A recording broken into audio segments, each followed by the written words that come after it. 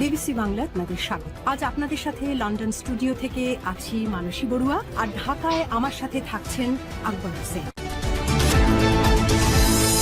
বাংলাদেশের সর্বশেষ গুরুত্বপূর্ণ আপডেট সংবাদে আপনাকে স্বাগত। শুরুতেই সংবাদ শিরোনাম, পরে বিস্তারিত। প্রথমেই জানাবো, যশোরে জুলুসে চট্টগ্রামে মানুষের ঢল, উৎসব মুখর নগরী।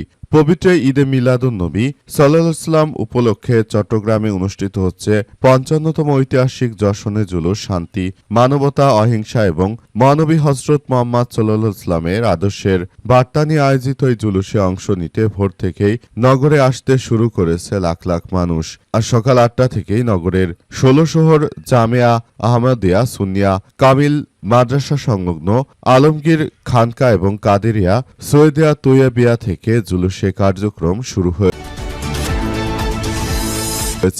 এরপর জানাবো, উদ্যোক্তারা চাইলে ট্রাকে আনতে পারবেন ভোলার গ্যাস। শিল্পের চাকা সচল রাখতে গ্যাস রেশনিং সিদ্ধান্ত নিয়েছে সরকার। তীব্র গ্যাসের সংকটে বিপাকে পড়েছে দেশের শিল্প উদ্যোক্তারা। এতে প্রভাব পড়েছে বাংলাদেশের শিল্প উৎপাদনেও। কোথাও পুরোপুরি বন্ধ আছে কারখানা, কোথাও আবার উৎপাদন কমাতে বাধ্য হচ্ছেন তারা। পরিবহন খাতে নেতিবাচক প্রভাব পড়েছে গ্যাস নিতে ঘন্টার পর ঘন্টা ফিলিং স্টেশনে দাঁড়িয়ে থাকতে হচ্ছে গাড়ি চালকদের। অন্যদিকে বাসাও ঠিকভাবে চলছে না গ্যাসের চুলা। এমন পরিস্থিতিতে দেশের ক্রমবর্ধমান জ্বালানি সংকট নিরসন এবং শিল্প ও বাণিজ্যিক খাতে নিরবিচ্ছিন্ন উৎপাদন বজায় রাখতে সিএনজি স্টেশনগুলোয় গ্যাসের সর্ববেশি রেশনিং পদ্ধতি চালুর সিদ্ধান্ত নিয়েছে সরকার।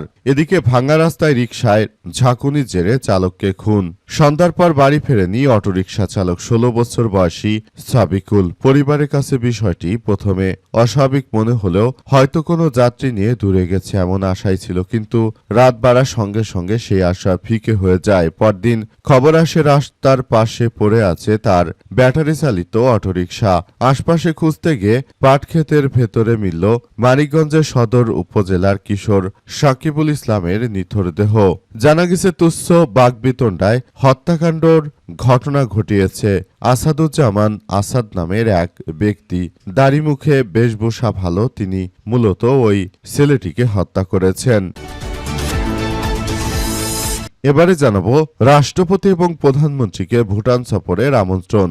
ভুটানের রাজা জিগমে খেসার নামগে ওয়াংচুকে হজরত শাহজালাল আন্তর্জাতিক বিমানবন্দরে স্বাগত জানান রাষ্ট্রপতি মির্জা ফখরুল ইসলাম আলমগীর। ভোরে ভুটানের রাজাকে বহনকারী একটি বিশেষ বিমান সিঙ্গাপুর থেকে ভুটানে যাওয়ার পথে ঢাকায় যাত্রা বিরতি করে বিমানবন্দরে প্রায় ১ ঘণ্টা অবস্থানকালে ভিভিআইপি লাউঞ্জে রাষ্ট্রপতি ভুটানের রাজার সঙ্গে সৌজন্য সাক্ষাৎ করেন। তারা পারস্পরিক স্বার্থ সংশ্লিষ্ট বিভিন্ন বিষয়ে সৌহার্দ্যপূর্ণ আলোচনা করেন। এ সময় রাষ্ট্রপতি ভুটানের রাজা ও রাজপরিবারের সদস্যদের সুবিধাজনক সময়ে বাংলাদেশের রাষ্ট্রীয় সফরের জন্য আমন্ত্রণ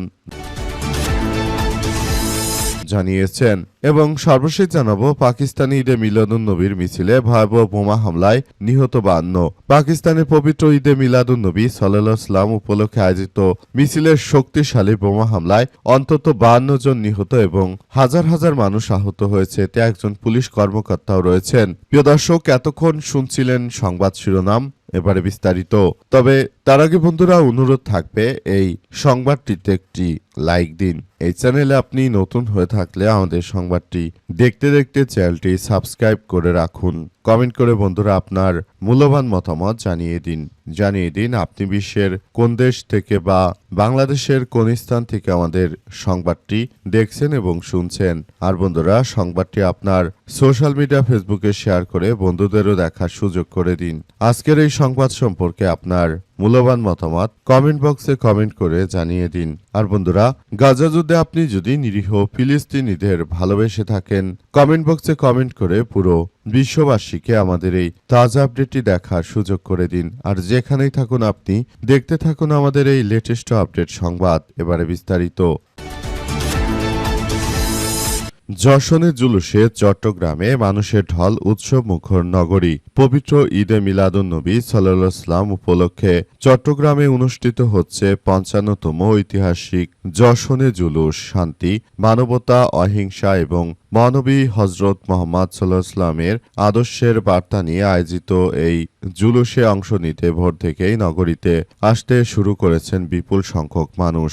সকাল ৮টার দিকে নগরের ১৬ শহর জামেয়া আহমেদিয়া সুন্নিয়া কামিল মাদ্রাসা সংলগ্ন আলমগীর খানকা ও কাদেরিয়া সৈয়দিয়া তৈয়বিয়া থেকে জুলুসে কার্যক্রম শুরু হয়। জানা যায় চট্টগ্রামের আশপাশের বিভিন্ন উপজেলা ছাড়াও দেশের বিভিন্ন এলাকা থেকে মানুষ জুলুসে যোগ দিতে নগরে প্রবেশ করেছে।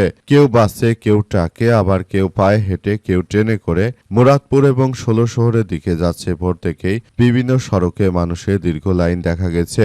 আঞ্জুমানে রহমানিয়া আহমাদিয়া সুন্নিয়া ট্রাস্টের ব্যবস্থাপনা আয়োজিত এবারে জুলুসে ৫০ লাখের বেশি মানুষ সমাগম হবে বলে আয়োজকরা প্রত্যাশা করেছে। এদিকে জুলুসকে ঘিরে নগরের বিভিন্ন সড়ক ও গুরুত্বপূর্ণ মোড় ইতিমধ্যেই বর্ণিল সাজে সজ্জিত হয়েছে। তোরণ, ব্যানার, ফেস্টুন ও সবুজ পতাকার বদলে গেছে নগরের চিত্র।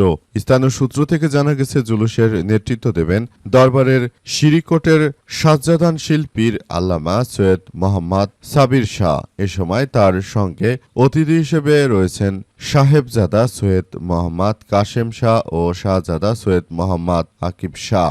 জুলুসের শৃঙ্খলা নিরাপত্তা করতে আইন শৃঙ্খলা রক্ষার পাশাপাশি আঞ্জুমান ট্রাস্টের ১০,০০০ স্বেচ্ছাসেবক দায়িত্ব পালন করবেন বলে জানা গেছে। বর্তমান এক তামাশা সরকার ক্ষমতায় এসেছে। তারা শিল্পে গ্যাস দিতে না পারার কারণে বাংলাদেশে ৬ মাসে ৬২,০০০ মানুষ বেকার হয়ে পড়েছে। এই বিএনপি সরকার আসলে ক্ষমতা আসার পরই তারা দেশটাকে কিছুই দিতে পারেনি। তারা দিয়েছে বেকারত্ব, দারিদ্রতা। গ্যাস দিতে, বিদ্যুৎ দিতে না পারার কারণে বাংলাদেশ তৈরি পোশাক শিল্পে যেখানে রপ্তানিতে বাংলাদেশ ছিল এগিয়ে, এখন রপ্তানিতে বাংলাদেশ পিছিয়ে পড়ছে। অবস্থা চলতে থাকলে বাংলাদেশে এক ভয়াবহ বুমেরুঙের সৃষ্টি হবে। বর্তমান সময়ে যে তারেক রহমান ক্ষমতা এসেছে তার নামের আগেই অতীতে সবাই খাম্বা হিসেবে অভিহিত করত। লোকটি ক্ষমতা আসার পর থেকেই বাংলাদেশটাকে একদম চষে শেষ করে দিল।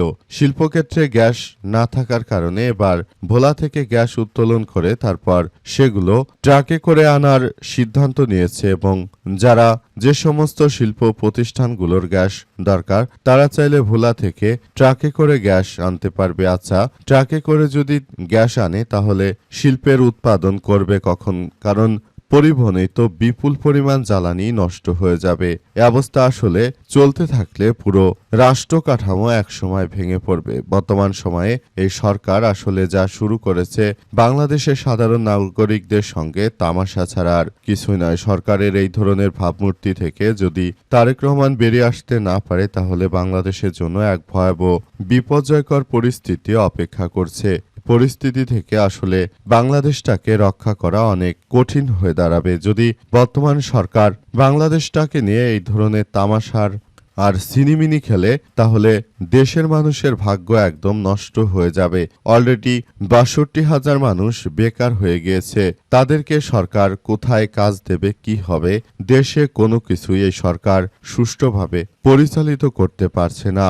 অবস্থা চলতে থাকলে এক ভয়াবহ বিপদের দিকে ধাবিত হচ্ছে বাংলাদেশ। মনে হচ্ছে আর কয়দিন পর দুর্ভিক্ষ নেমে আসবে চরমে।